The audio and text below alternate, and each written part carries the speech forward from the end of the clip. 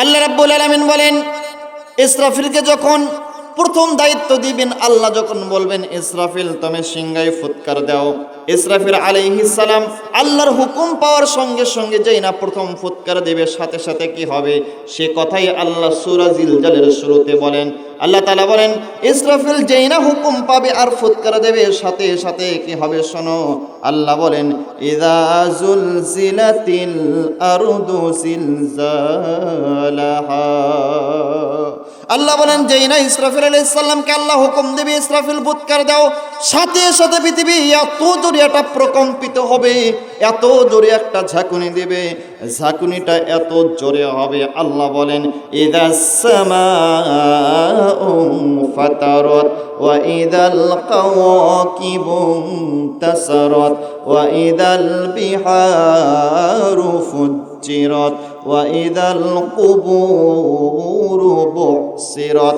আল্লাহ বলেন, যেই না আমি হুকুম দেব ইসরাফিলকে ফুৎকার দেওয়ার, প্রথম ফুৎকার দেওয়ার সাথে সাথে পৃথিবী এত জোরে প্রকম্পিত হবে, এত জোরে ঝাঁকুনি মারবে, ঝাঁকুনি হওয়ার কারণে ইদাস সামাউ ফাতারাত, যে বিশাল আকাশ তোমরা দেখতে পাও, ও বিশাল আকাশটা ভেঙ্গে ভেঙ্গে টুকরা টুকরা হয়ে পৃথিবীর মাটিতে পড়তে থাকবে। কোন সুবহানাল্লাহ।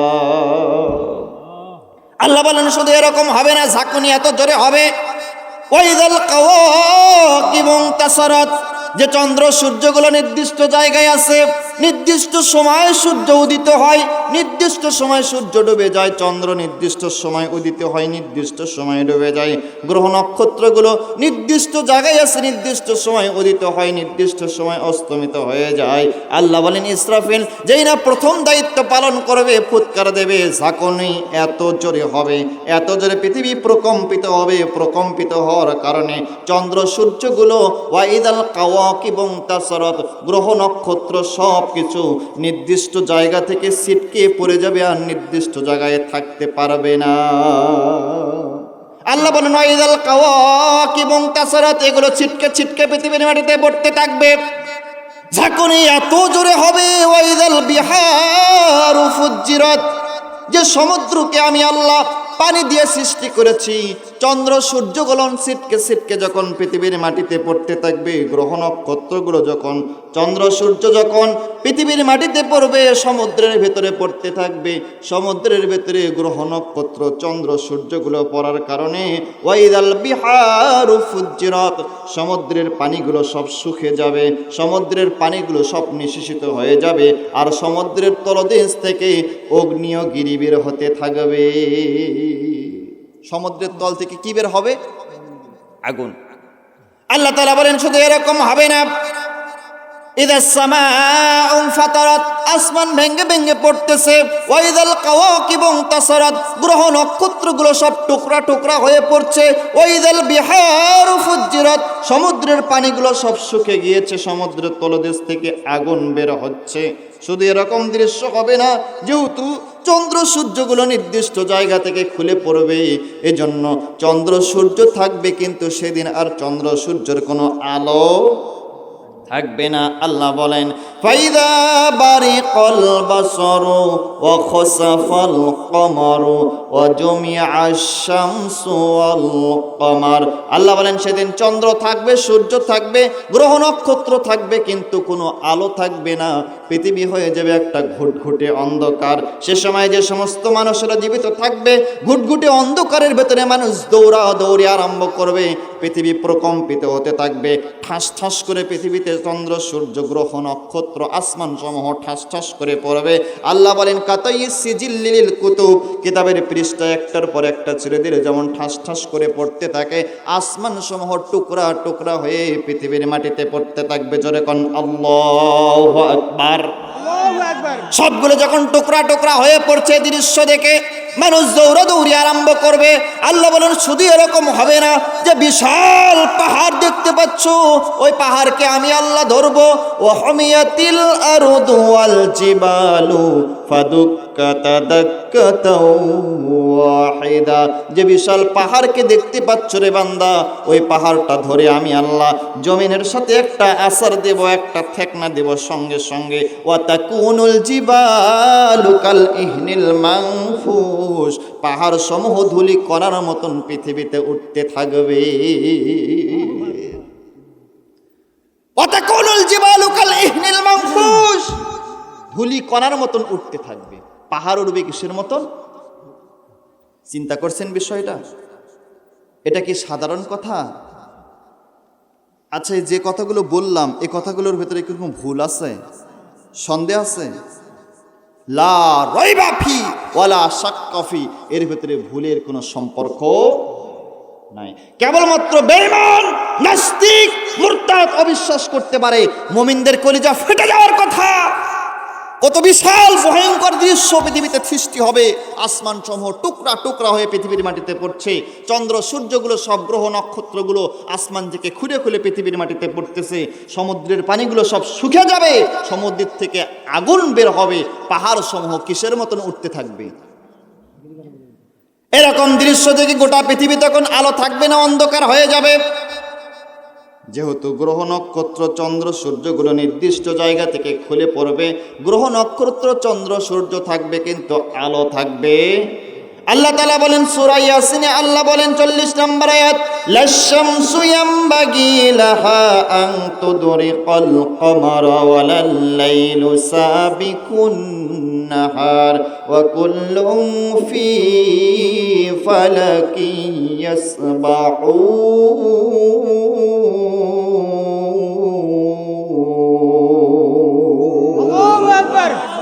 আল্লাহ তাআলা বলেন লাশ-শামসু ইয়ামবাগি লাহা আন তুদরিকাল কমার, প্রবল জ্ঞানী হইবে যাহারা, আপন মনেতে বুঝিবে তাহারা। দিন পারে না আগে যাইবার, রাতের স্থান করি অধিকার। চন্দ্র পারে না সূর্যকে ধরিতে, সূর্য পারে না চন্দ্রকে সইতে। যাহার যে স্থান বহাল রাখিয়া ভ্রমণ করিতেছে আল্লাহকে ভয় করিয়া, কোন সুবহানাল্লাহ। যেহেতু নির্দিষ্ট জায়গা থেকে সবকিছু খুলে পড়বে, চন্দ্র সূর্যের কোনো আলো থাকবে না, পাহাড় ধূলিকণের মতন উড়ে বেড়াচ্ছে।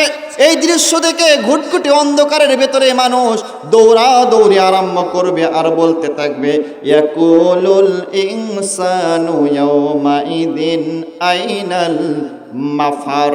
আল্লাহ বলেন মানুষ বলবে, ইয়াকুলুল ইনসানু ইয়াউমাইদিন আইনাল মাফার, আইনাল মাফার, আইনাল মাফার। আজকে আমরা যাব কোথায়? আজকে আমরা পালাবো কোথায়? আজকে আমরা অবস্থান নেব কোথায়? আজকে আমরা লুকাবো কোথায়? সাথে সাথে আল্লাহ জবাব দিয়ে বলবেন, কাল্লা লা ওয়াদার ইলা রাব্বিকা ইয়াউমাইদিনিল মুস্তাকর। ও বান্দারা, আজকে আমি আল্লাহ আমার সামনে উপস্থিত হওয়া ছাড়া তোমাদের আর পালানোর কোনো জায়গা নাই। কোন সুবহানাল্লাহ। ফুৎকার দেওয়া লাগবে কয়টা? দিছে কয়টা? একটা ফুৎকারের কারণে মানুষ দৌড়াদৌড়ি করতে থাকবে আর বলবে পালাবো কোথায়, পালাবো কোথায়। আল্লাহ রাব্বুল আলামিন বলেন এমন সময় আল্লাহ ডাক দেবেন, আল্লাহ রাসূল বলেন এমন সময় আল্লাহ ইসরাফিলকে ডাক দিয়ে বলবেন, ইসরাফিল তোমার তো 3টা ফুৎকার দেওয়া লাগবে। একটি ফুৎকার দিয়েছ রে ইসরাফিল, এবার দ্বিতীয় ফুৎকার দিয়ে তুমি তোমার 2 নম্বরের ডিউটি পালন করো। আল্লাহর নবী বলেন আল্লাহর হুকুম পাওয়ার সঙ্গে সঙ্গে ইসরাফিল আলাইহিস সালাম যেই না দ্বিতীয় ফুৎকার দেবে, দ্বিতীয় ফুৎকার দেওয়ার সাথে সাথে পৃথিবীতে যত প্রাণী ছিল সমস্ত প্রাণী দ্বিতীয় ফুৎকারে মারা যাবে। কোন সুবহানাল্লাহ। সমস্ত প্রাণী মারা যাবে, সমস্ত মানুষও মারা যাবে, কেউ আর জীবিত থাকতে পারবে না। সব যখন মারা যাবে, আল্লাহ রসুল বলেন, বুখারীর বর্ণনা, বুখারীর হাদিস, রাসূলুল্লাহ বলেন এমন সময় আল্লাহ মালাকুল মউতকে ডাক দিয়ে বলবেন, ও মালাকুল মউত মাম বাখিয়া ইয়া মালাকুল মউত, হে মালাকুল মউত এখন আর কে পৃথিবীতে বাকি আছে? মালাকুল মউত বলবে রব্বুল আলামিন সব প্রাণী মারা গেছে, সমস্ত মানুষও মারা গেছে।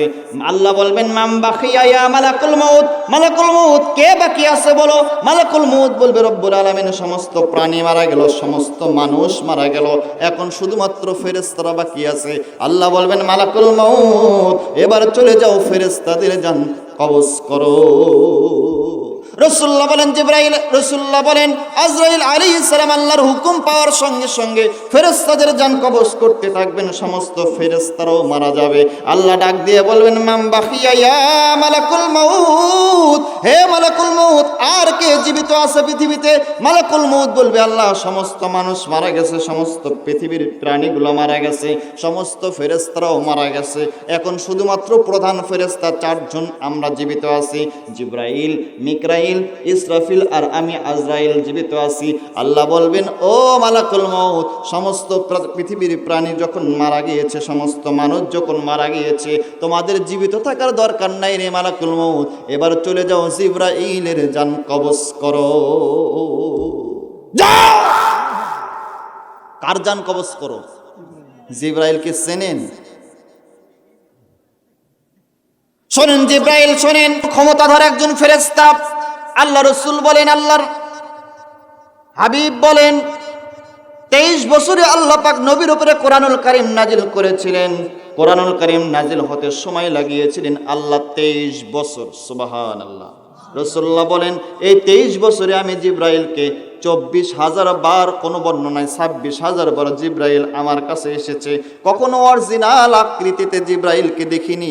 সারা জীবনের ভেতরে এই 24,000 মতান্তরে 26,000-এর ভেতরে জিবরাইলকে তার আসল সুরতে অরিজিনাল আকৃতিতে দেখেছিলাম 2 বার। রসুল কয়বার দেখেছেন? আসল সুরতে অরিজিনাল আকৃতিতে রসুল দেখছেন 2 বার। রাসূলুল্লাহ বলেন জিবরাইলের আমি 600 পাখা দেখেছি। কয়শো পাখা? 600 পাখা দেখেছি। আর জিবরাইলের পা দেখেছি জমিনে, আসমানের কোন জায়গায় যে মাথা সেটা দেখাই যায় না। এই 600 পাখা দিয়ে জিবরাইল আলাইহিস সালাম শুধুমাত্র এরকম 2টা পাখা দিয়ে এরকম 2টা ঝাঁকুনি দেয় পাখির মতন, 2টা ঝাঁকুনির মাধ্যমে আল্লাহর ফেরেশতা জিবরাইল দুনিয়ার মাটি থেকে আসমানে পৌঁছে যায়। আল্লাহ কোরআনে বলেছেন শাদীদুল কুওয়া, রুহুল কুদুস, প্রচন্ড ক্ষমতার অধিকারী জিবরাইল। এই জিবরাইলকে আল্লাহ বলবেন যাও জিবরাইলের জান কবজ করো, জান কবজ হয়ে যাবে। আল্লাহ প্রশ্ন করবেন মান বাকিয়া ইয়া মালাকুল মউত, হে মালাকুল মউত এখন আর কে বাকি? মালাকুল মউত বলবে আল্লাহ জিবরাইলও মারা গেছে, এখন ইসরাফিল আর মিকরাইল বাকি আছে। আল্লাহ রাসূল বলেন, আল্লাহ বলবেন যাও মিকরাইল এবং ইসরাফিলের জান কবজ করো। সুবহানাল্লাহ বলবেন না? জিবরাইল মারা যাবে, মিকরাইল মারা যাবে, ইসরাফিলও মারা যাবে। আল্লাহর নবী বলেন, আল্লাহ ডাক দিবে হে মালাকুল মউত মান বাকিয়া ইয়া মালাকুল মউত, এখন আর কে পৃথিবীতে জীবিত আছে বল। মালাকুল মউত বলবে রব্বুল আলামিন সমস্ত প্রাণী মারা গেল, সমস্ত মানুষ মারা গেল, সমস্ত ফেরেশতারা মারা গেল, জিবরাইল মারা গেল, মিকরাইল মারা গেল, ইসরাফিল মারা গেল, আসমানের ভেতরে জমিনের ভেতরে এখন আর কেউ জীবিত নাই, সব মারা গেছে। এখন শুধুমাত্র আসমানে আপনি আছেন আর আপনার সামনে আপনার ফেরেশতা মালাকুল মউত জীবিত আছে, আর কেউ নাই। আল্লাহ বলবেন মালাকুল মউত সব প্রাণী যখন মারা গিয়েছে, সব যখন ধ্বংস হয়ে গিয়েছে রে মালাকুল মউত, তোমার আর জীবিত থাকার কোনো প্রয়োজন নাই। মালাকুল মউত তুমি নিজেও নিজের হাতে নিজের জান কবজ করে তুমিও মারা যাও।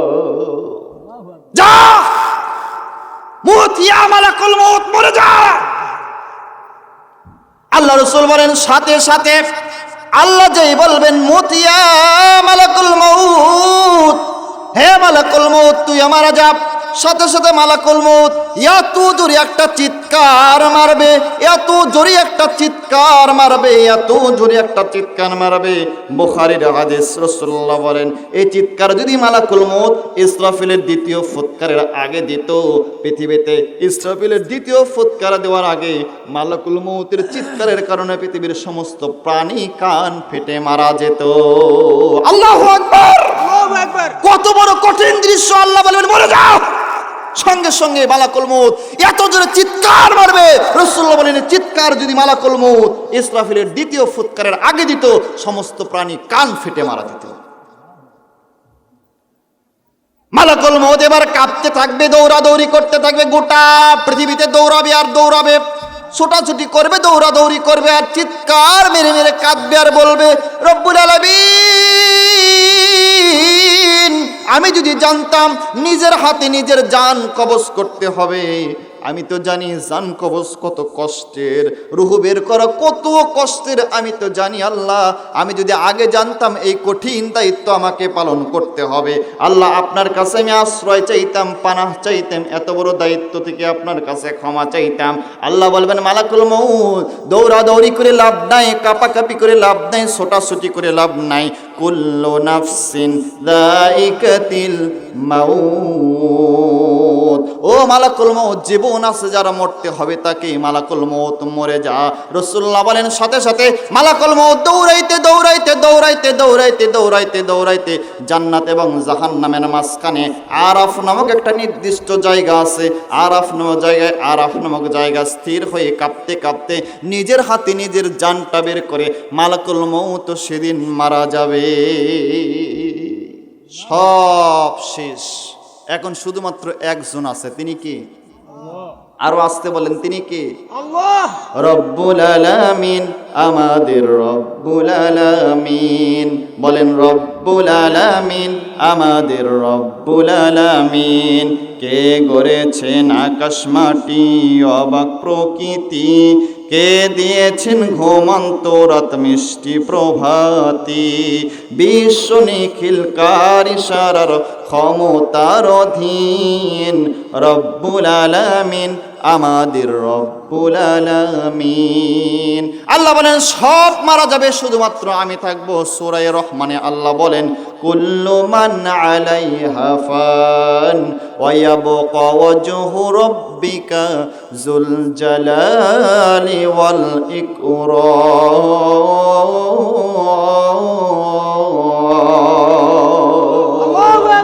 চোখ দুটি একবার বুঝিলে দুনিয়ায় অন্ধকার, পাশে তোমার থাকবে না কেউ গো, কবর আধার।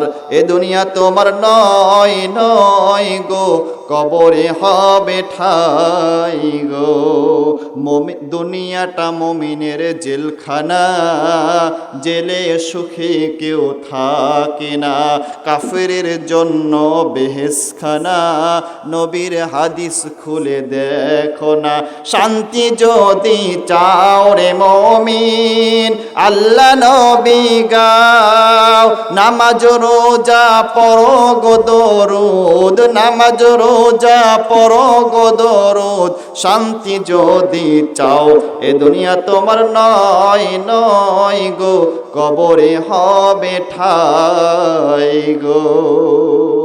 আল্লাহ বলেন সব কিছু ধ্বংস হয়ে যাবে, কুল্লু মান আলাইহা ফান, সব লয় হয়ে যাবে, ক্ষয় হয়ে যাবে, কিছুই থাকবে না, শুধুমাত্র একজন থাকবে, তিনি কে? আল্লাহ। রাসূলুল্লাহ বলেন এবার আল্লাহ তার কুরসিতে বসে বসে, ওয়াসিআ কুরসিয়ুহুস সামাওয়াতি ওয়াল আরদ, আল্লাহ তার কুরসিতে বসে, আর রহমানু আলাল আরশি ইস্তাওয়া, আরশে আজিমে আল্লাহর কুরসি, আরশে আজিমে আল্লাহ বসে। এবার দুনিয়ার দিকে আল্লাহ এবার দৃষ্টি দিবেন, দুনিয়ার দিকে আল্লাহ তার নজর দেবেন মনোনিবেশ করে। দুনিয়ার দিকে তাকায়া আল্লাহ এবার দুনিয়াকে প্রশ্ন করবে, ইয়া দুনিয়া, হে দুনিয়া, আয়না জিবালুক, দুনিয়া তোমার সেই পাহাড়গুলো আজকে কোথায়? ইয়া দুনিয়া, হে দুনিয়া, আয়না জিবালুক, তোমার সেই পাহাড়গুলো আজকে কোথায়? পাহাড় কি থাকবে? পাহাড় কিসের মতন উড়ে বেড়াইছে? কোনো জবাব হবে না, জবাব দেবে কে? সব তো কুপকাত হয়ে পড়ে আছে। আল্লাহ প্রশ্ন করবে ধমকের সাথে, ইয়া দুনিয়া আইনা আশজারুক, হে দুনিয়া, তোমার সেই গাছগুলো আজকে কোথায়? যে গাছগুলোকে আমি দুনিয়াকে সবুজ শ্যামল গাছ দিয়ে সুসজ্জিত করেছিলাম, গাছগুলো আজকে কোথায়? কোনো জবাব হবে না, জবাব দেবে কে? সব তো মারা গেছে। আল্লাহ ধমক দিয়ে প্রশ্ন করবে, ইয়া দুনিয়া আইনা আনহারুক, হে দুনিয়া, তোমার সেই নদীগুলো আজকে কোথায়? যে নদীগুলো দিয়ে আমি আল্লাহ পৃথিবীতে প্রবাহমান করে রেখেছিলাম, নদীগুলো আজকে কোথায়? নদী কি সেদিন থাকবে? নদীর পানিগুলো শুকে তল থেকে কি বের হয়েছে?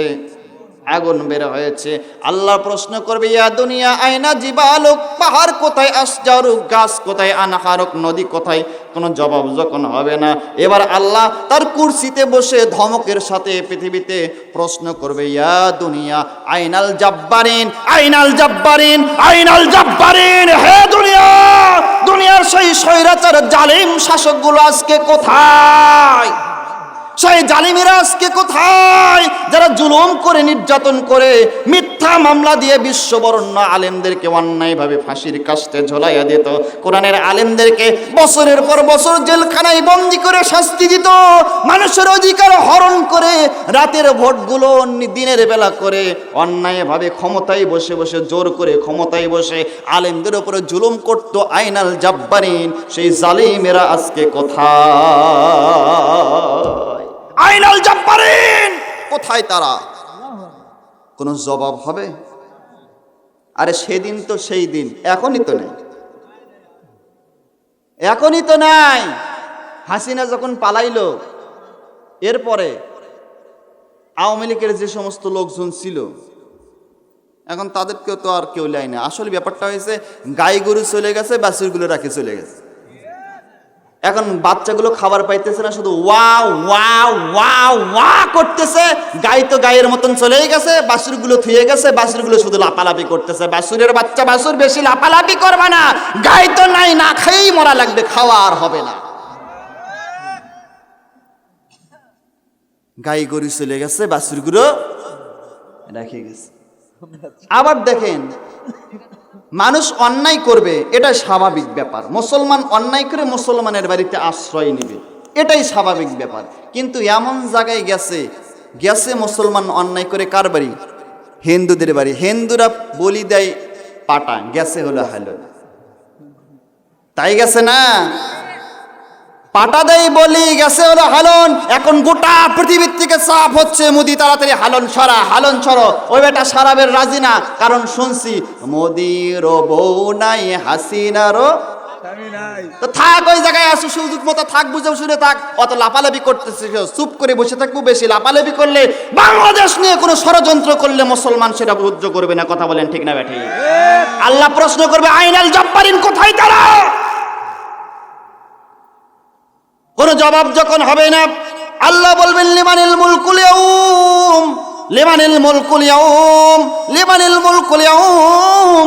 তিনবার আল্লাহ প্রশ্ন করবেন, আজকের এই রাজত্ব কার, আজকের এই ক্ষমতা কার, সমস্ত ক্ষমতার উৎস কে?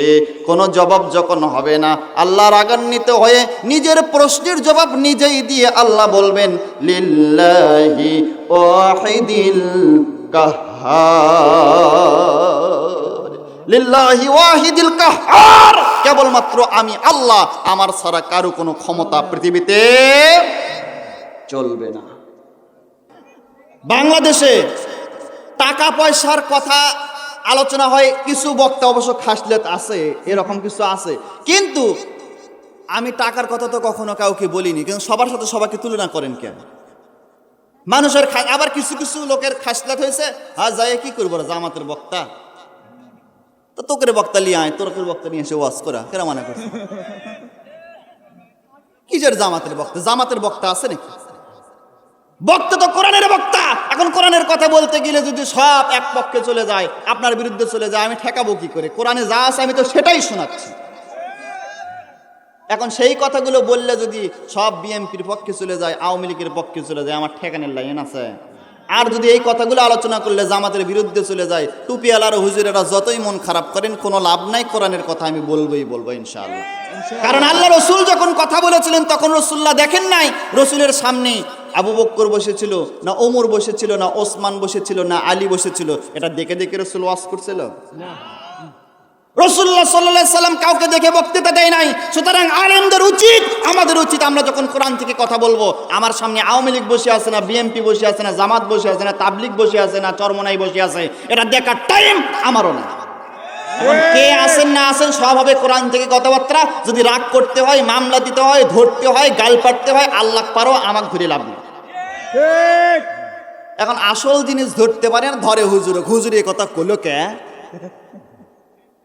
এখন যদি নাই বলা যায় কোরআনের কথা, যদি এখনো বলতে বাধা দেন, তাহলে হাসিন আক্তারে লাভ কেউ নিয়ে আসে আবার বসান, ওটাই তো ভালো আছিল। আগেও যা এখনো তাই, আগে শুরু করছিল, এখন আবার আর একজনেরা শুরু করছে। সেই শুধুমাত্র রাজনীতি রাজনীতি রাজনীতি। আরে রাজনীতির জন্যই তো মানুষের জন্ম। আল্লাহ বলছেন আল্লাহ বলছেন ওয়াইদ ক্বালা রাব্বুকা লিল মালাইকাতি ইন্নী জাইলুন ফিল আরদি, জানেন না আল্লাহ বলেন পৃথিবীতে খিলাফত প্রতিষ্ঠিত করার জন্যই আমি মানুষকে সৃষ্টি করেছি। খিলাফত মানেই হচ্ছে রাজনীতি। মূর্খ কিছু বোঝে না, কিছু না, কয় রাজনীতি রাজনীতি। আরে কোরআনের মাহফিলে রাজনীতি হবে না, হবে কোরআন নীতি। এটা বলতে গেলে যদি কোনো রাজনীতির ভেতরে চলে যায় তাহলে আমাদেরকে দোষ দিয়ে লাভ নাই, দোষটা আল্লাহরই হওয়া উচিত। আল্লাহ দোষ দিতে পারে না। জিব্রাইল নিয়ে আসতো, সে জিব্রাইলকে ধরতে পারে না। মুহাম্মদ সাল্লাল্লাহু আলাইহি ওয়াসাল্লামের উপরে নাজিল হলো, সে মুহাম্মদ সাল্লাল্লাহু আলাইহি ওয়াসাল্লাম পায় না, ধরে হুজুর এই কথা বললো কে? একটা চিন্তা করেন, এই যে ভাই আদায়ের কথা বলছেন, দেখেন আপনাদের প্রধান অতিথি প্রিয় ভাই সিরাজুল ইসলাম, তিনি এ জায়গায় নাই, তাই তো? না আছে? নাই। এখন ধরেন তিনি তার একটা লোককে ধরেন তার সাথে সব সময় থাকে, আপনারা কি বলেন? পিএস কি চকিদার? পিএস করতেছে, পিএস মানে বুঝবে নাকি? চকিদার। এখন ধরেন চকিদার আসার পরে বলছে যে আজকের মাহফিলের জন্য 10,000 টাকা সিরাজুল ভাই দিয়েছে, আপনারা গ্রহণ করেন। এখন আপনারা যদি ওই চকিদারকে বলেন যে আপনার কথা আমরা শুনবো না, 10,000 টাকা আমরা নেব না, আমরা 50,000 টাকা দাবি করতেছি, চকিদারের ক্ষমতা আছে 10 থেকে 15 করবে, ক্ষমতা আছে? তো বক্তারা তো সব চকিদার, আসল মালিক তো আল্লাহ। এখন আল্লাহকে ধরতে পারি না, কয় হুজুর এ কথা বলা যাবে না, ও কথা বলা যাবে না, এদিকে যাইন না, ওদিকে যাইন না, এটা করেন না, ওটা করেন না। অতই বোঝা তো তুমি ওয়াজ করো, আমাকে নিয়ে আসো, তুমি ওয়াজ করতে পারো না? এই কথাগুলো বললে পারে কিছু কিছু লোকের মুখ একেবারে হুলুমনের মতন হোক রে হু ব্যাক কালার মতন কথাবার্তা। আল্লাহ বলবেন লিমানিল মুলকুল ইয়াউম, ক্ষমতা কার? মনে আছে কথা? মনে আছে কথা? পৃথিবীতে কারো ক্ষমতা চলবে? চলবে? এই পৃথিবীতে ক্ষমতার বাহাদুরি করেছিল ফিরাউন, করেছিল না? ফিরাউন ক্ষমতার বাহাদুরি করেছিল, 40 বছর জোর করে ক্ষমতায় ছিল, জোর করে ক্ষমতায় বসেছিল 40 বছর। এবং কোন কোন তাফসিরের ভেতরে এসেছে 40 বছরের ভেতরে ফিরাউনের নাকি কোনোদিন জ্বর সর্দি পর্যন্ত হয়নি। মানে এতই সুযোগ আল্লাহ দিছিল যে করতে পারতেছি, কর, কতদূর পর্যন্ত শয়তানি করবো কর, করতে করতে করতে করতে করতে করতে প্রান্ত সীমায় যখন এসে গিয়েছিল, আল্লাহ পাক ফিরাউনকে ধরেছিল। আল্লাহ মারছিল কার ভেতরে? একটা জড় পদার্থ পানির ভেতরে। আপনারা যেরকম ইঁদুরের বাচ্চা সুবাইয়া সুবাইয়া মারেন, আল্লাহ ফিরাউনকে ওরকম ইঁদুরের বাচ্চার মতন সুবাইয়া সুবাইয়া মারছিল। এর থেকেও শিক্ষা হয় না? তাও বোঝো না? নমরুদকে মারছিল কি দিয়ে? একটা নেতা মানুষক যদি কিসের জুতা দিয়ে মারছে? মশা দিয়ে। মারছে কি দিয়ে? তাও ভালো মশা না ন্যাংরা মশা? একটা নেতা মানুষক ন্যাংরা মশা দিয়ে মারলে মান সম্মান থাকে? তাফসীর শোনেন, নমরুদ যখন খবর পেল, যখন আমাদের জাতির পিতা ইব্রাহিম আলাইহিস সালাম বললেন যে আল্লাহ সেনাবাহিনী পাঠাচ্ছেন, ওই সেনাবাহিনী দিয়ে তোমাকে দমন করা হবে। নমরুদ তখন তার রাজপ্রসাদে তার নিজের নিরাপত্তার জন্য এমন একটা জায়গা স্থাপন করলো, যে জায়গায় কোনো বাহিরের কোনো মানুষ প্রবেশ করতে পারবে না, কেউ প্রবেশ করতে পারবে না, বাহিরের কোনো কিছু আসতে পারবে না, একটা নিরাপত্তার জায়গায় আশ্রয় গ্রহণ করলেন। কিন্তু আল্লাহ রাব্বুল আলামিন একদল মশা নামক সেনাবাহিনী পাঠিয়ে দিলেন। সুবহানাল্লাহ। মশা যখন আসমান থেকে নাজিল হচ্ছে, অসংখ্য মশা আসে। ভাত খাইতে নিলে ভাতের ভেতরে মশা, পানি খাইতে গেলে পানির ভেতরে মশা, দুধ খাইতে গেলে দুধের ভেতরে পড়ে মশা, পেশাব পায়খানা করতে গেলে কামড়াই মশা, সব জায়গায় মশা। জ্বালা না? এই যে জ্বালা শুরু হলো, নমরুদ তো মশারি টাঙ্গাইয়া স্ত্রীকে বলল, খবরদার, যা কিছু খাবার টাবার দেবা আমাকে এ জায়গায় দিও, শুধু পেশাব পায়খানা করা, গোসল করা ছাড়া আমি কিন্তু মশারির ভেতর থেকে বের হব না, কারণ আমি দেখতে পাচ্ছি আল্লাহর সেনাবাহিনী আসতেছে আমাকে ধরার জন্য। স্ত্রী বলছে, ও গো স্বামী, যদি আল্লাহর সেনাবাহিনী আসে তাহলে আপনি একটা কাজ করেন, দুর্গার দরজা ভালো করে বন্ধ করে দিতে বলেন, আপনার নিরাপত্তার জন্য আরো অনেক সেনাবাহিনী পাঠান, তাহলে তো নিরাপত্তা জোরদার হবে, আপনাকে আর কেউ মারতে পারবে না। নমরুদ গালের নিচে থাপ্পড় দিয়ে বলছে, নিষ্ফুল আকল, আক্কেল নাই, বেয়াদব মার্কা মহিলা, তুই তো জানিস না এটা কোন সেনাবাহিনী, এটা তো মানুষ নামক সেনাবাহিনী না, এটা মশা নামক সেনাবাহিনী, শুনতে পাচ্ছি ভবু করে আসে, লুকিয়ে আসে কান নেছে, মশারের নিচে সব মশাগুলো এসে কর্মী করে কামড়ান আরম্ভ করছে। এখন যত বড় ভালো মানুষ হোক, মশা যদি কামড়ায়, মানুষের হুঁশ থাকে? মশা এমন একটা প্রাণী, ও পীর সাহেবও দেখে না, ও হুজুরও দেখে না, ও বক্তাও দেখে না, ও ইমাম সাহেবও দেখে না, হাফেজ সাহেবও দেখে না, নেতাকেও দেখে না, যাক পায় তাকে কামড়ায়, যাক পায় তাকে কামড়ায়। মশা পুলিশকেও কামড়ায়। যে পুলিশকে দেখে মানুষ ভয় করে, ওই মশাকে দেখে পুলিশ ভয় করে। কথা কি বাস্তব? নমরুদ দেখলো কি এক জ্বালা, সব জায়গায় মশা, সব জায়গায় মশা। অন্য ভালো মশারা তো এই দায়িত্বগুলো পালন করছে, কিন্তু ওর ভেতরে একটা মশা ছিল, যে মশাটার একটা পাও ছিল না, ন্যাংরা মশা। ন্যাংরা মশা একটু ওরে আবার পড়ে যায়, ওরে আবার পড়ে যায়। ন্যাংরা মশা বলতেছে, আল্লাহ, ওরা তো ভালো মশা, ওদের শরীর স্বাস্থ্য ভালো, ওরা ভালো ভালো নেতাকে যে খায়, আর আমার শরীর খারাপ, শরীর স্বাস্থ্য খুব খারাপ, নড়তে পারি না, এক পা গেলে সামনে, দুই পা পিছনের দিকে চলে আসে, আমি কি করবো আল্লাহ, আমাকে দিয়ে কি করবা? আল্লাহ কয়, তুই তো বুঝতেছিস না, তোক দিয়ে আসলটা মারবো ইনশাআল্লাহ। মশা আস্তে আস্তে বিড়বিড় করতে করতে নমরুদ যে মশারের নিচে শুয়ে আছে, ওই মশারির একটা সাইডে গিয়ে মশা আস্তে করে পড়ে আছে। ন্যাংরা মশা ঠিক মতো হাঁটতে পারে না, ঠিক মতো উঠতেও পারে না, চুপ করে বসে আছে। নমরুদ বলছে, স্ত্রীকে বলছে, আমাকে একটু পানি দাও, আমি একটু পানি খাবো। ওই যে মশারি আলগা করে নিচ দিয়ে পানি দিতে নিছে, সাথে সাথে আল্লাহর হুকুমে মশাটা মশারির ভেতরে ঢুকে গেছে। কান সুবহানাল্লাহ। মশা যখন নিচ দিয়ে মশারির ভেতরে ঢুকছে, নমরুদ তো আরাম করে শুয়ে আছে। মশাটা তখন বলছে, আল্লাহ, আমি এখন কি করব? আল্লাহ বলেন, ন্যাংরা মশা, আফসোস করছিলা, তোমার ঠ্যাং নাই, তোমার পাকা নাই, ঠিক মতো তুমি দৌড়াইতে পারো না, ঠিক মতো উঠতে পারো না। ওরে, তোমাকে দিয়ে আজকে বড় শয়তানকে মারা হবে। নমরুদের নাকের ভিতর দিয়ে প্রবেশ করে মাথার ব্রেন্টের কাছে গিয়ে আস্তে করে বসে থাকো, কারণ আল্লাহু আকবার। নমরুদের নাকের ভেতরে মশা ঢুকলো। নাকের ভেতর দিয়ে কিছু ঢুকলে টের পাওয়া যায় কিনা? টের পাওয়া যায় না? কয় না যায়। এই যে ঢুকছে, যেই না নমরুদ কি রে, কি হলো? যেই ঝাঁকি মারছে, মশাকে ঝাঁকি মারলে বাইরে আসে না, আর ভেতরে যায়, আরো ভেতরে গেছে, আস্তে করে ব্রেন্টের কাছে গিয়ে বসে আছে। আল্লাহ করছে যে বেশি নড়াচড়া করবো না, আস্তে করে বসে থাকবো, তোক দিয়ে কাম সারা লাগবে। কিন্তু ও আস্তে করে বসে আছে, কুট্টুস করে মশা আস্তে করে আনা ব্রেন্টের ভেতরে কামড় দেয়। আচ্ছা, ব্রেন্টের ভেতরে যদি মশা কামড় দেয়, মানুষের হুঁশ থাকে তখন? আর আস্তে করে যেই না ঠোকর দিয়ে কামড় দেয়, সাথে সাথে নমরুদ, কি হলো, কি হলো? এরকম থাপা দিলে মশা আবার চুপ করে বসে। সুবহানাল্লাহ বলবেন না? বসে আছে ব্রেন্টের ভেতরে, যেই না থাপা দেয়, মশা তখন কি করে? চুপ করে বসে। পাশে যিনি ছিলেন, তার যিনি সবসময় সহপাঠী থাকতেন, তিনি বললেন, নেতা, কি হয়েছে? বলে, কি যেন ঢুকছে মাথার ভেতরে, এরকম থাপা দিলে আরাম পাওয়া যায়, চুপ করে থাকলে কিটকিট করে কামড়ায়, থাপা দিলে আরাম পাওয়া যায়। নমরুদ বলছে, তাড়াতাড়ি মশারির ভেতরে ঢোক, মাথায় থাপড়া, মাথায় থাপড়া। এবার মাথায় এরকম থাপড় দেয়, মশা কি করে তখন? চুপ করে থাকে। যেই থাপড় না দেয়, চুপ করে থাকে লোক, সাথে সাথে আবার কুটুস করে কামড়ায়। এখন যিনি কোলদার ছিলেন, যিনি চাকর ছিলেন নমরুদের, তিনি এক সময় থাপড়াইতে থাপড়াইতে বিরক্ত হয়ে গেছে। কতক্ষণ থাপড়ান যায় কন্ত? তখন সে চিন্তা করতে, সারা জীবন মেলা থাপ্পড় মারছে, আজকে না থাপ্পড় খাওয়া দেখ কেমন লাগে। করতে করতে সেই সময়ের তাফসিরে এসেছে, সেই সময়ের লোকেরা পায়ে যেটা পড়তো, সেটা আমরা আমাদের ভাষায় আমরা বলি জুতা, কিন্তু তখনকার লোকেরা কাঠের তৈরি করা খরম পড়তো। খরম, যেটা কাঠের তৈরি করা গোড়া, ওটা শক্ত না নরম? কাঠের তৈরি। পায়ে ছিল এরকম একটা পায়ে খরম।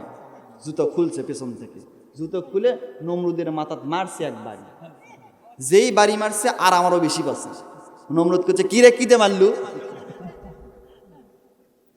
চামচা ভয়েতে কথা কয় না। হাই হাই, যদি কই জুতা দিয়ে মারছি, তাহলে তো আমার মান সম্মান শেষ করবে, আমাকে তো মারেই ফেলে দিবে। করছে না, এই কি দিয়ে মারছি, আমি আরাম পাইছি, শান্তি পাইছি, তুই কি দিয়ে মারছিস সেটা কর। তা করছে যে, নেতা, সত্যি কথা বলতে কি, হাত দিয়ে মারতে মারতে বিরক্ত লাগতেছে, হাত তো ব্যথা হয়ে গেছে, সুতরাং হাত থেকে এই যে খরম খুলে আস্তে করে বানিয়ে মারছি, জোরে টোরে মারিনি, আস্তেই মারছি। তা করছে, জোরে মার, মার জোরে। তাফসিরে এসেছে, সঙ্গে সঙ্গে নমরুদ যেই বলছে মার জোরে, কর্মী বলতেছে, সঙ্গে সঙ্গে কর্মী বলছে, নেতা সারা জীবন অনেক মারা মারছো, অন্যায়ভাবে মানুষদেরকে মারছো, আজকে একটু প্রতিশোধ গ্রহণ করে ঠাস ঠাস করে বাড়ি মারছে। শক্ত জুতা দিয়ে বাড়ি মারার কারণে এক সময় কয়েকটা বাড়ি খায়ে নমরুদের মাথার চান্দি ফেটে মগজ বের হয়ে গেছে। কোন সুবহানাল্লাহ। নমরুদ জায়গায় পড়ে গেছে, মশা তখন ওপরে উড়ে যায় আর কয়, লা হাওলা ওয়ালা কুওয়াতা ইল্লা বিল্লাহিল আলিয়্যুল আযীম। আল্লাহ তুমি যে এত বড় মহান আল্লাহ, আমি তো সেটা আগে বুঝতে পারিনি। আল্লাহ আমার মতন ন্যাংরা দিয়ে এত বড় শয়তানকে ঘায়েল করলা। তার মানে বোঝা যাচ্ছে, এখান থেকে বুঝতে হবে পৃথিবীতে যে যত বড় স্বৈরাচার, তাকে ধ্বংস করার জন্য, তাকে হত্যা করার জন্য, তাকে মারার জন্য আল্লাহ তত ছোট বস্তু ব্যবহার করেছে। হাসিনা দেশ থেকে পালাবে, এটা আমরা চোখ দিয়ে দেখা তো দূরের কথা, মানুষ স্বপ্নেও ধারণা করে না। করছিল বিএনপি জামাত কি কম আন্দোলন করছে হাসিনাকে নামানোর জন্য? কি আন্দোলনটাই করছে পারে।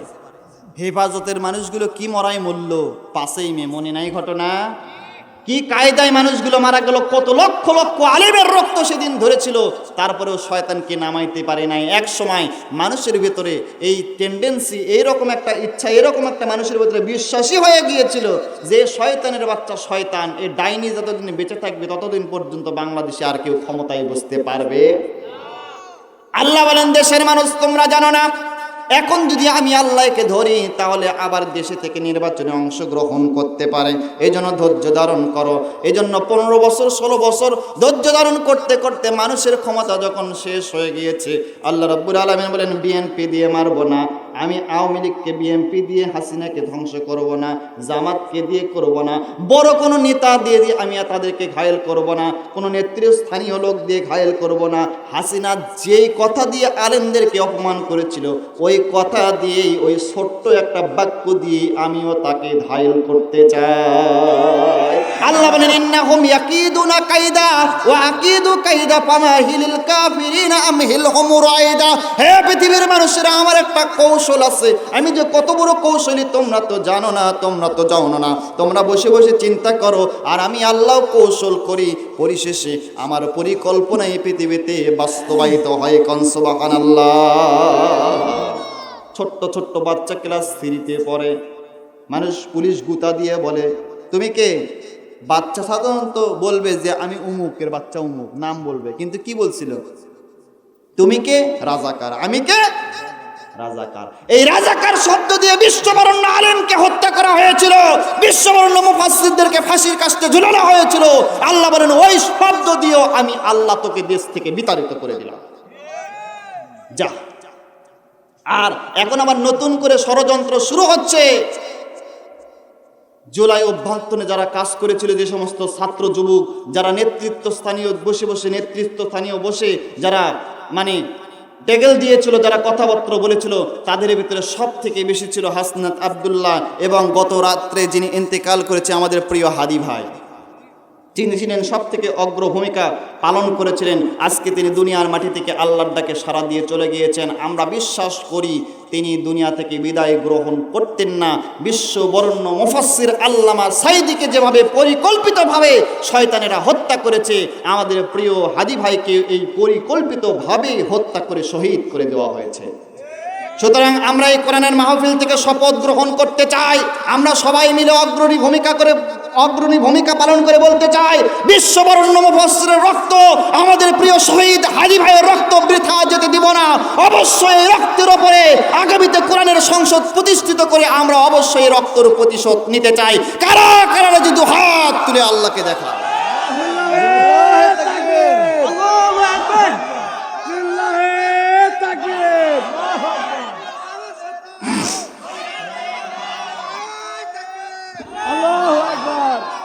হাদি ভাই বলেছিলেন, তিনি বলেছিলেন, আমি শুধুমাত্র সংসদ সদস্য হয়ে 300 আসনের ভিতরে একটা আসন যদি আমি পাই, তাহলে 299 জনকে কাউকে আমি কোনো অন্যায় সংসদে করতে দিব না। তিনি বলেছিলেন যে দেশের ভেতরে কোনো অনীহা, দেশের ভেতরে কোনো ভেদাভেদ থাকবে না, সকলকে আমরা সমান সমান অধিকার দিতে চাই, প্ল্যাটফর্মে আনতে চাই। তার অপরাধ একটাই, তিনি বলেছিলেন, ধর লিগ ধর, একটা লিগ ধরে হত্যা কর। এই জন্য পরিকল্পিতভাবে তাকে গুলি করে হত্যা করার পরিকল্পনা করা হয়েছিল। আজকে তিনি হতে চেয়েছিলেন শুধুমাত্র একজন সংসদ সদস্য। তাকে পৃথিবীর মানুষেরা, দেশের মানুষেরা আমরা চিন্তামি না। আল্লাহ বলেন তোমরা তো জানো না। তিনি হতে চেয়েছিলেন শুধুমাত্র একজন সংসদ সদস্য। গোটা বাংলাদেশের সমস্ত মানুষের অন্তরের ভেতরে আমি তার ভালোবাসা, তার মহাব্বত কিয়ামত পর্যন্ত দেখে দিয়ে তাকে শহীদ করে দিয়ে আমি মানুষের মধ্যে ভেতরে তাকে জীবিত করে রাখতে চাই। সুবহানাল্লাহ। তিনি চেয়েছিলেন মাত্র একটা সংসদ সদস্য হইতে, অথচ গোটা বাংলাদেশ আজকে হাদি ভাই হয়ে আছে। একটু খুলে দেখেন মোবাইল, খুলে দেখেন ইউটিউব, খুলে দেখেন ফেসবুক, হাদি ছাড়া কিচ্ছু না। সুবহানাল্লাহ বলবেন না? আল্লাহর যে কত বড় পরিকল্পনা। তিনি শহীদ হয়ে গেলেন, তার মা আজকে কি কান্নাকাটি করছে, আহারে কি কান্নায় কাঁদছে। আর শুধুমাত্র বলছে ও দেশের ছাত্র সমাজেরা, ও দেশের সমস্ত যুবকেরা, আমার একটা হাদি দুনিয়া থেকে বিদায় গ্রহণ করেছে, কোনো দুঃখ নাই। দেশের সমস্ত ছাত্রকে আমি আমার কলিজায় অবস্থান নিয়ে সকলের মা হয়ে, আমি হাদির মা হয়ে বাঁচতে চাই। এবং তিনি বলেছেন আমার হাদির রক্ত যেন বৃথা না যায়। ও বাংলাদেশের তৌহিদ জনতা, ও বাংলাদেশের সমস্ত আইন শৃঙ্খলার আর পুলিশ বাহিনী, র্যাব বাহিনী, তোমাদের কাছে দাবি করি আমার হাদিকে যারা অন্যায়ভাবে দুনিয়া থেকে বিদায় করে দিল তাদের বিচার যেন বাংলার মাটিতে হয়। আমরাও কোরআনের মাহফিল থেকে দাবি করছি হাদি ভাইয়ের হত্যাকারীকে অবিলম্বে ধরে দৃষ্টান্তমূলক শাস্তি দিয়ে পৃথিবীর মাটিতে তাকেও পৃথিবীতে ফাঁসির কাস্তে ঝুলাতে হবে। যদি তা না করা হয়, এই দেশের জনগণ যদি কাউকে জোর করে ক্ষমতার থেকে নামায়া ধ্বংস করে দিয়ে দেশ থেকে তাড়িয়ে দিতে পারে, আপনারা যদি মনে করেন হাদি ভাইয়ের বিচার আমরা করব না, আপনারাও দেশে টিকতে পারবেন না। বিশ্বাস করুন, টিকতে পারবেন না। ছাত্র সমাজেরা যেভাবে লড়ে উঠেছে, গোটা দেশ যেভাবে তোলপাড় হয়ে গিয়েছে, অবিলম্বে হাদির খুনিকে ধরতেই হবে। আর আমরা বিশ্বাস করি এটা অবশ্যই কোনো একটা রাজনীতির দলের ভেতর থেকে পরিকল্পিতভাবেই হাদিকে মারা হয়েছে। আল্লামা সাইদিকে যেভাবে ইঞ্জেকশন পুশ করে দুনিয়া থেকে বিদায় করে দেওয়া হয়েছিল, হাদিকেও ঠিক একইভাবে পরিকল্পিতভাবে হত্যা করা হয়েছে। সুতরাং হাদির মায়ের সাথে আমরাও দেশবাসীর কাছে, দেশের সমস্ত নেতাদের কাছে হাদির বিচার আমরাও কামনা করছি, অতিলম্বে এই বিচার যেন বাংলার মাটিতে হয়। আমরা বলি আল্লাহুম্মা আমিন। আজকে ওসমান হাদি মরে গিয়েও যেন বেঁচে আছে এবং জাতীয়ভাবে তার জন্য আগামীকাল শোক দিবস পালন করা হবে। সারা দেশে জাতীয়ভাবে ছুটির ঘোষণা দেওয়া হয়েছে। আলহামদুলিল্লাহ। আলহামদুলিল্লাহ। পাঠ্যপুস্তকে শহীদ হাদির নাম থাকবে। এখান থেকে নিয়ে 100, 200, 500 বছর পরেও যদি কোনো মানুষ পৃথিবীতে আসে, বাংলাদেশে আসে, সেও বুঝতে পারবে এই দেশে স্বৈরাচারের বিরুদ্ধে কথা বলার জন্য আমাদের একজন হাদি ভাই ছিলেন, তিনি হচ্ছেন শরীফ ওসমান হাদি ভাই। সুতরাং আল্লাহ পাক আমাদের এই প্রিয় হাদি ভাইয়ের রক্তকে কবুল করুক, আলেমদের রক্তকে কবুল করুক। এই রক্তের ওপরে আগামীর সংসদ যেন কোরআনের সংসদ হয়, এজন্য আগামীতে অবশ্যই আমরা কোরআনওয়ালাদেরকে সংসদে পাঠিয়ে দিতে চাই। আল্লাহ আমাদেরকে কবুল করুক। সকলে বলি আল্লাহুম্মা আমিন। আল্লাহুম্মা আমিন। ওগো প্রিয় হাদি ভাই তুমি মরণি, শহীদ হয়েছ তুমি এটাই জানি। ওগো প্রিয় হাদি ভাই তুমি মরণি, শহীদ হয়েছ তুমি এটাই জানি। দেখা তো হবে না আর এই ধরাতে, দেখা হবে জান্নাতে ফুল বাগানে। দেখা তো হবে না আর এই ধরাতে, দেখা হবে জান্নাতে ফুল বাগানে। এই দোয়া কবুল করো আল্লাহ তুমি, শহীদ হয়েছ তুমি এটাই জানি। সুতরাং আমরা তার বিচার দাবি করছি, আল্লাহ যেন কবুল করে। আমরা বলি আল্লাহুম্মা আমিন। আল্লাহ রাব্বুল আলামিন বলেন, আল্লাহ বলবেন লিমানিল মুলকুল ইয়াউম, ক্ষমতা কার? কোনো জবাব হবে না। আল্লাহ বলবেন লিল্লাহি ওয়াহিদিল কাহার, কেবলমাত্র আমি আল্লাহ ছাড়া আজকে আর কারো কোনো ক্ষমতা পৃথিবীতে চলবে না। কোন সুবহানাল্লাহ। আল্লাহ তাআলা এবার ডাক দেবেন ইসরাফিল, ও ইসরাফিল তোমার তো 3টা ফুৎকার দেওয়া লাগবে, 2টা ফুৎকার দিয়ে তুমি এরকম কাত হয়ে পড়ে আসো, কাত হয়ে পড়ে থাকলে হবে না রে ইসরাফিল। জীবিত হও, জীবিত হয়ে 3 নম্বর ডিউটি পালন করে তৃতীয় ফুৎকার দাও।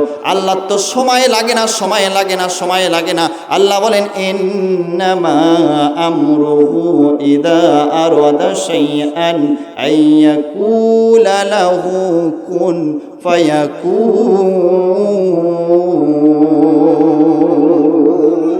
আল্লাহ বলেন আমি আল্লাহ যদি কোনো কাজ করার ইরাদা করি, ইচ্ছা করি, সঙ্গে সঙ্গে বলি কোন, সাথে সাথে ফায়াকুন হয়ে যায়। আল্লাহ বলবেন ইসরাফিল জীবিত হও, 3 নম্বর ডিউটি পালন করে তুমি 3 নম্বর ফুৎকারটা দিয়ে ফেলো। আল্লাহর হুকুম পাওয়ার সঙ্গে সঙ্গে ইসরাফিল আলাইহিস সালাম জীবিত হয়ে উঠে তার সিংহাটা হাতে নিয়ে তৃতীয় ফুৎকার দিয়ে 3 নম্বর ফুৎকার দেবে। আল্লাহ বলেন সঙ্গে সঙ্গে তৃতীয় ফুৎকার দেওয়ার সাথে সাথে পৃথিবীর সমস্ত মানুষগুলো ওয়াইদাল কুবুর বুসিরাত, কবর থেকে আবার জীবিত হয়ে আল্লাহর সামনে হাসরের ময়দানে উপস্থিত হতে থাকবে। কোন সুবহানাল্লাহ।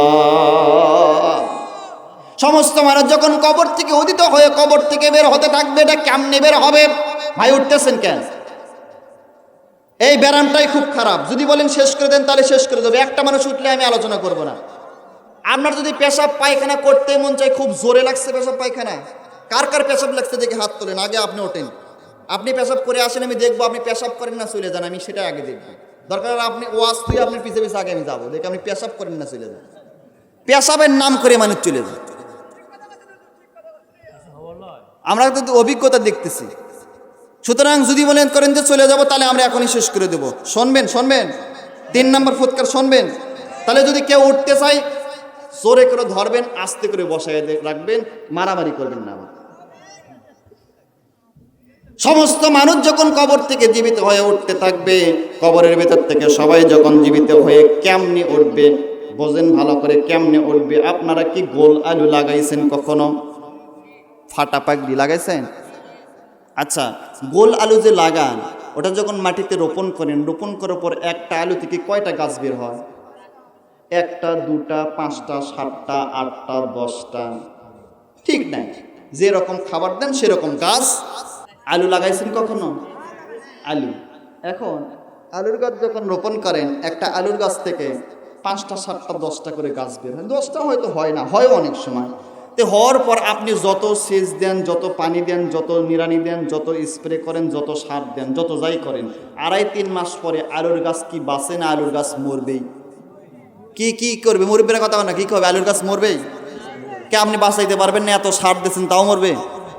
কারণ ওর নির্দিষ্ট একটা সময় আছে, 2.5-3 মাস পরে আলুর গাছ আর বাঁচে না, ও মরবেই। আলুর গাছ যখন মারা গেল, আলুর গাছগুলো মারা গিয়ে আলুর গাছ সমস্ত মরে আলুগুলো বড় হয়েছে। যে আলুর গাছ যত শক্তিশালী হয় আলুগুলো তত বড় হয়। আলুগুলো উঠাইয়া নিয়ে আসলেন, ওঠানোর পর বাড়িতে আসার পর বড় বড় আলুগুলো আপনি রান্না করে খাইলেন, আর মাঝারি আলুগুলো আবার স্টোরে রাখেন। স্টোর বলেন না কি বলেন? স্টোরে রাখা হয়। রাখার পর পরবর্তী বছরে আবার স্টোর থেকে সে আলুর বস্তা নিয়ে আসা হয় নাকি? সেই পরবর্তী বছরে যে আলুর বস্তা নিয়ে আসলেন, নিয়ে আসার পর যদি আলুগুলো আপনি কাটেন, আলুর ভেতরে কি কোনো আলুর গাছের ডাল পাওয়া যায়, পাতা পাওয়া যায়? তা আলুর গাছ গেল তো। তার মানে বোঝা যাচ্ছে যে জিনিস যেখান থেকে সৃষ্টি, সে জিনিস সেটার ভেতরে আত্মগোপন করে থাকে। যে জিনিস যেটা থেকে সৃষ্টি, সে জিনিস সেটার ভেতরে আত্মগোপন করে থাকে। আলুর গাছ যেরকম আলু থেকে সৃষ্টির জন্য আলুর ভিতরে আলুর গাছ আত্মগোপন করে থাকে। একটা বিশাল কাঁঠাল গাছ ছোট্ট একটা কাঁঠাল বীজের থেকে সৃষ্টির জন্য কাঁঠাল বীজের ভিতরে বিশাল একটা কাঁঠাল গাছ আত্মগোপন করে থাকে। বিশাল বট বৃক্ষ ছোট্ট একটা বটের আটুয়ের ভেতরে বটের একটা ছোট্ট বীজের ভিতরে আত্মগোপন করে থাকে। যে জিনিস যেখান থেকে সৃষ্টি, সে জিনিস সেখান থেকে আত্মগোপন করে থাকে। এবার বলুন তো মানব সৃষ্টি কার থেকে? মাটির থেকে। আল্লাহ বলেন মিনহা খলাকনাকুম ওয়া ফিহা নুইদুকুম ওয়া মিনহা নুখরিজুকুম তারাতান উখরা। তোমাদেরকেও মাটিতে রেখে দেওয়া হবে, মাটির থেকে মাটির সাথে মিশে যাবে, তোমাদের কোনো চিহ্ন থাকবে না, একেবারে মাটি হয়ে যাবে। আলুর গাছ যেরকম আলুর ভেতর থেকে বের হবে, অনুরূপভাবে মানুষদেরকে যেহেতু আমি আল্লাহ সৃষ্টি করেছি আবার মাটির ভেতর থেকে, তোমাদেরকে আলুর গাছের মতন বের করা হবে। কারণ সুবহানাল্লাহ, এটা একটা দৃষ্টান্ত দিলাম আর কি। এটা একটা আল্লাহ বলেছেন জীবিত হইতে হবে, তাহলে অবশ্যই আমাদেরকে উঠতে হবে। সমস্ত মানুষ যখন উপস্থিত হতে থাকবে, সঙ্গে সঙ্গে আল্লাহ একটা বেকায়দার প্রশ্ন করবে। হাসরের ময়দানে সমস্ত মানুষ যখন ইসরাফিলের তৃতীয় ফুৎকারে উঠবে, সাথে সাথে আল্লাহ ডাক দিয়ে বলবেন, ও হাসরবাসীরা, আজকে একা একা আমার সামনে উপস্থিত হলে হবে না। ইয়াউমা নাদউ কুল্লু উনাসিম বিইমামিহিম, দুনিয়াতে তুমি যেই নেতার অনুসরণ করেছো, যে ইমামকে অনুসরণ করেছো, ওই ইমামকে সঙ্গে করে নিয়ে আমি আল্লাহ আমার সামনে উপস্থিত হও। কোন সুবহানাল্লাহ। এই পৃথিবীতে আপনি যে নেতার অনুসরণ করবেন, আল্লাহর কসম কিয়ামতের দিন ওই নেতার সাথেই আপনার থাকা লাগবে। দুনিয়াতে জালেমদের অনুসরণ করে কিয়ামতের দিন আলেমদের পিছনে থাকতে পারবেন না। সারাদিন আপনি মিছিল করলেন, জয় বাংলা, জয় বঙ্গবন্ধু। জয় বাংলা কাদের স্লোগান? আওয়ামী লীগের স্লোগান। যদিও ভয়ের ঠেলায় এখন আর কেউ দেয় না, তবুও ধরেন সারাদিন মিছিল করলেন, আওয়ামী লীগের মিছিল। বিকালবেলা যদি আপনি আপনাদের এই বাজারের নাম কি, এই বাজারের পাশে বিএনপির অফিসে যদি বিকালবেলা আওয়ামী লীগের মিছিল করে বিএনপির অফিসে চা খাইতে চান, চা কি আপনাকে দেবে? হ্যাঁ দেবে? আপনার লল্লির ভেতরে চা দেবে। শয়তান, মিছিল করছো সারাদিন, আওয়ামী লীগের বিএনপির অফিসে চা খাইতে যাচ্ছে, লল্লির ভেতরে চা খাওয়াবে আপনার। এই পৃথিবীতে একজনের মিছিল করে আর একজনের চা পাওয়া যায় না। একজনের মিছিল করে আর একজনের সামান্য 5 টাকার চা যদি না পাওয়া যায়, জীবনের শুরু থেকে নিয়ে শেষ পর্যন্ত 80 বছর, 70 বছর, 90 বছর জালেমদেরকে অনুসরণ করে, আলেমদের বিরোধিতা করে, জালেমদেরকে সাপোর্ট দিয়ে, জালেমদেরকে ভোট দিয়ে, জালেমদেরকে সাপোর্ট দেওয়ার কারণে কিয়ামতের দিন আলেমদের পেছনে থাকতে পারবেন না, নবীর সুপারিশ কপালে জুটবে না। আপনি যে রকম লোকের অনুসরণ করবেন, সেই রকম লোকের সাথেই আপনার থাকা। আল্লাহ বলবেন, নেতা সহকারে উপস্থিত হও। তাহলে বুঝতে হবে কিয়ামতের দিন যদি আমরা আল্লাহর কাছে বাঁচতে চাই, আগে নেতা ঠিক করে নিতে হবে। এই জন্য আমাদের নেতার নাম আমার নেতা, তোমার নেতা, বিশ্ব নবী। জোরে একটা স্লোগান হবে, আমার নেতা, তোমার নেতা, বিশ্ব নবী মুস্তাফা। যারা যারা বলছেন না আপনাদের নেতা মুহাম্মদ সাল্লাল্লাহু আলাইহি ওয়াসাল্লাম, না বল্টু মজিবর আপনাদের নেতা নাকি? হ্যাঁ, অন্য কাউকে যদি নেতা মানেন, নেতা তো থাকবেই, কিন্তু মূল নেতা হচ্ছেন মুহাম্মদ রাসূলুল্লাহ সাল্লাল্লাহু আলাইহি সাল্লাম। এই দুনিয়ার সমস্ত নেতার নেতৃত্ব দুনিয়াতেই শেষ হয়ে যায়, আর মুহাম্মদ রাসূলুল্লাহ এমন নেতা যার নেতৃত্ব শুরু হয়েছে দুনিয়ায়, শেষ হবে আল্লাহর জান্নাতে গিয়ে। কোন সুবহানাল্লাহ। নেতৃত্ব চলতে থাকবে আল্লাহর জান্নাত পর্যন্ত। সুতরাং এমন নেতাকে আমরা অনুসরণ করতে চাই, যে নেতাকে অনুসরণ করলে দুনিয়াতেও শান্তি পাবো, আখিরাতেও মুক্তি পাবো। এই জন্য আমাদের প্রিয় নবী হচ্ছেন, আমাদের বিশ্ব নবী হচ্ছেন আমাদের বিশ্ব নেতা। আল্লাহ বলবেন, নেতা সহকারে উপস্থিত হও। সবাই তখন নেতা সহকারে উপস্থিত হতে হবে। হাসরের ময়দানে সবাইকে উপস্থিত করার পরে আক্ষরিক অর্থে দল হবে 3টা। সবাই বলেন, দল হবে কয়টা? যদিও অনেক দল হবে, কিন্তু মৌলিকভাবে 3টা দল হবে, আওয়ামী লীগ, বিএনপি এবং জামাতে ইসলাম। নাকি না? তাই তো মনে হচ্ছে এখন এরকম 3টা নাকি? 3টা দলে মানুষ বিভক্ত হবে। 1 নাম্বার মুমিন, 2 নাম্বার মুনাফিক, 3 নাম্বার কাফের। এই 3টা দলে বিভক্ত হবে। কাফের কারা? আল্লাহর কোরআনের একটা আয়াত যারা অস্বীকার করে তারাই কাফের। আল্লাহ রাব্বুল আলামিন বলেন, ওয়াল্লাযীনা কাফারু ওয়া কাযযাবু বিআয়াতিনা উলাইকা আসহাবুন নারি হুম ফিহা খালিদুন। আল্লাহু আকবার। আল্লাহ তাআলা বলেন, আল্লাযীনা কাফারু ওয়া কাযযাবু বিআয়াতিনা, নিশ্চয় যারা কোরআনের একটা আয়াত অস্বীকার করবে ওই ব্যক্তি কাফের। এবার বলুন তো, জাতির পিতার নাম কি? ইব্রাহিম। 16 বছর বানাইছেন কাকে? কাকে জাতির পিতা মানলেন? বলুন তো, বাপ বেশি হওয়া ভালো না কম হওয়া ভালো? একটা ছোট বাচ্চা যদি মাকে জিজ্ঞেস করে, মা আমার বাবা, আমার আব্বাকে, আমার বাপকে, মা যদি বলে ওই যে বাজারে যিনি চা বিক্রি করে ও তোর বাপ, যে পান বিক্রি করে ও তোর বাপ, যে কাপড় বিক্রি করে ও তোর বাপ, যে চা বিক্রি করতেছে ওটাও তোর বাপ, যে কাঠ বিক্রি করে ওটাও তোর বাপ, 7টা 8টার নাম বলেন। বলুন তো, ওই সন্তান কি বৈধ সন্তান না অবৈধ সন্তান? হ্যাঁ, একটা বাপ যদি হয়, একের অধিক বাপ হলে সেই সন্তান যেরকম অবৈধ সন্তান হয়, জাতির পিতা ইব্রাহিমকে আল্লাহ নির্ধারণ করে দিয়েছেন, ইব্রাহিমকে ছাড়া অন্য কাউকে যারা 16 বছর নেতা বানছো এবং বাপ মেনেছো, জাতির পিতা মেনেছো, জাতির পিতা বানিয়েছো, দুনিয়াতে দাড়ি নিয়ে টুপি নিয়ে মুসলমান দাবি করতে পারবা। অসংখ্য বাপ হলে সন্তান যেরকম অবৈধ সন্তান, ইব্রাহিম ছাড়া অন্য কাউকে যারা জাতির পিতা মানছে তারাও মুসলমান, কিন্তু অবৈধ মুসলমান। হযরত ইব্রাহিম সারা কেউ জাতির পিতা নয়, হযরত ইব্রাহিম সারা কেউ জাতির পিতা নয়। শেখ মুজিবর জাতির পিতা শেখ হাসিনা কয়, হায় হায় শেখ মুজিবর জাতির পিতা শেখ হাসিনা কয়। বাবার মূর্তি মরে মরে যাই মুমিনের হৃদয় পুরে,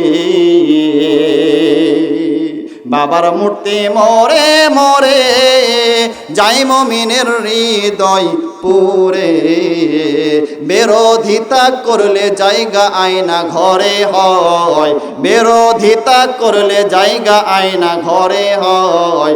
শেখ মুজিবর জাতির পিতা শেখ হাসিনা কয়, হায় হায় শেখ মুজিবর জাতির পিতা শেখ হাসিনা কয়। ক্ষমতার ওই দাপট দিয়া আলেমদেরকে বন্দি করে, ক্ষমতার ওই দাপট দিয়া আলেমদেরকে বন্দি করে। ফিরাউনের প্রতিচ্ছবি হাসিনাকে কয়, ফিরাউনের প্রতিচ্ছবি তারে সবাই কয়। শেখ মুজিবর জাতির পিতা শেখ হাসিনা কয়, শেখ মুজিবর জাতির পিতা শেখ হাসিনা কয়। ওরে স্বাধীন দেশের খেয়ে পড়ে ভারতের গোলামি করে, স্বাধীন দেশের খেয়ে পড়ে ভারতের গোলামি করে। ফাঁসি দিল যাদের তারা অপরাধী নয়, ফাঁসি দিল আলেমদেরকে অপরাধী নয়। শেখ মুজিবর জাতির পিতা শেখ হাসিনা কয়, হায় হায় শেখ মুজিবর জাতির পিতা অবৈধ মুসলমানেরা কয়। তাহলে কোরআনের একটা আয়াত অস্বীকার করলে সেই ব্যক্তি কি? কাফের। কাফেরের কোনো হিসাব হবে না, ফি নারি জাহান্নাম। বিনা হিসাবে কাফেররা কোথায় যাবে? প্রথম ধাক্কায় তারা শেষ। এখন জাতির পিতা ইব্রাহিমকে, যে ব্যক্তি ইব্রাহিম ছাড়া অন্য কাউকে মানছেন এখনো মানেন, আবার কি কায়দায় কয় বুবু আবার আসবি, আসুক। হ্যাঁ আসুক নাকি? বুবু আসবে আসুক, কে মানা করছে? আসুক নাকি বলতেছে না? এখনো কয়বারে লজ্জা শরম না থাকলে বেহা কি কবেন আপনি? মানুষ এত বড় নির্লজ্জ আর বেহায়া হয়। আরে তোমাকে থুয়ে চলে গেল, একটা চিন্তাও করলো না যে আমি মাও হয়ে চলে যাচ্ছি, বাছুরগুলো কি খাবে, কি করবে, কোথায় থাকবে না থাকবে, একটা চিন্তাও করলো না। এখনো সেই মায়ের গুণগান করো, তুমি মানুষ একটা। আসুক নাকি? কে মানা করছে? আসুক।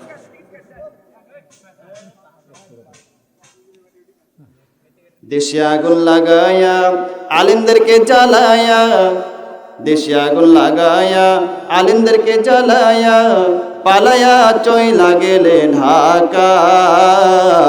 গণভবনটা এখন ফাঁকা, বুবুরে গণভবনটা এখন ফাঁকা। ঠিক না বেঠি? দেশে আগুন লাগায়া আলেমদেরকে জ্বালায়া, পালায়া সাইরা গেলে ঢাকা। গণভবনটা এখন ফাঁকা, ডাইনি রে গণভবনটা এখন ফাঁকা। তুমি অধিকারের বললে কথা, বলেছিলে রাজাকার, কত বড় ডাইনি সেজে তুমি অধিকারের বললে কথা, বলেছিলে রাজাকার। জনগণ বুঝে গেল তুমি বড় স্বৈরাচার। অধিকার, ওরে অধিকারের বললে কথা, বলেছিলে রাজাকার, জনগণ বুঝে গেল তুমি বড় স্বৈরাচার। তোমার নেই তো শরম লাজ, তুমি বড়ই নাটকবাজ। তোমার নেই তো শরম লাজ, তুমি বড়ই নাটকবাজ। কাউয়া ডাকি না আর কাকা, গণভবনটা এখন ফাঁকা। ওরে খেলা হবে, খেলা হবে, শামীম তো আর বলে না। সংসদে মমতাজের বুকটা এখন ফাটে না। ওরে খেলা হবে, খেলা হবে, শামীম তো আর বলে না। সংসদে মমতাজের বুকটা এখন ফাটে না। পলকের ঝলক তো আর নাই, বুবুর টাকলা মুরাদ নাই। ঝলক তো আর নাই, বুবুর টাকলা মুরাদ নাই। দিল্লিতে মামু বাড়ি একা, গণভবনটা এখন ফাঁকা। বুবুরে গণভবনটা এখন ফাঁকা। তুমি মিথ্যা মামলায় ফাঁসি দিলে সোনার আলেমগুলোরে, কত বড় ডাইনি বুড়ি নাই মায়া তার অন্তরে। ওরে মিথ্যা মামলায় ফাঁসি দিলে সোনার আলেমগুলোরে, কত বড় ডাইনি সেজে নাই মায়া তার অন্তরে। সেই আদালত হতেই তোমার ফাঁসির রায় হসে। ওরে সেই আদালত হতেই তোমার ফাঁসির রায় হসে। কবে পাবো বুবু তোমার দেখা, অপেক্ষা করছি আমরা জনতা। আসো। আরে খেলার কি দেখবেন, খেলা শেষ। সুতরাং এই তিনটা দলে বিভক্ত হবে। তিনটা দলের কথা শুনবেন, তাহলে তো এখন আর 2 ঘন্টা লাগবে। এটা অন্য আলোচনা, এটা আজকে আর হবে না, ওটা অন্য দিন আবার করবো ইনশাল্লাহ। কি এই মানুষ না আওয়ামী লীগের,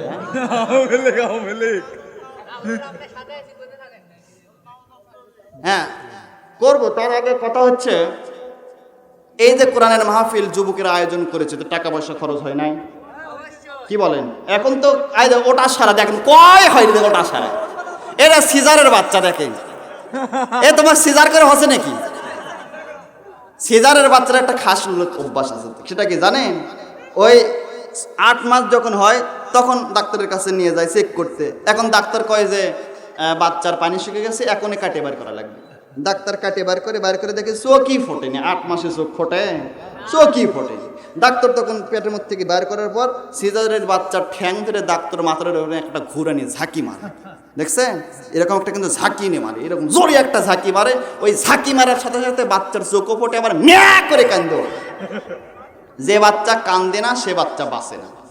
ওই যে একটা ঝাঁকুনি মারলো, মারার কারণে বাচ্চার মাথার ভেতরে ব্রেনটের যে একটা আঘাত হলো, যার কারণে ও সব সময় লটর ফটর করতে থাকে। একটা নির্দিষ্ট সময় নির্দিষ্ট জায়গায় থাকতে পারে না, খাড়াই উঠে বসে, খাড়াই দৌড়ে, খাড়াই।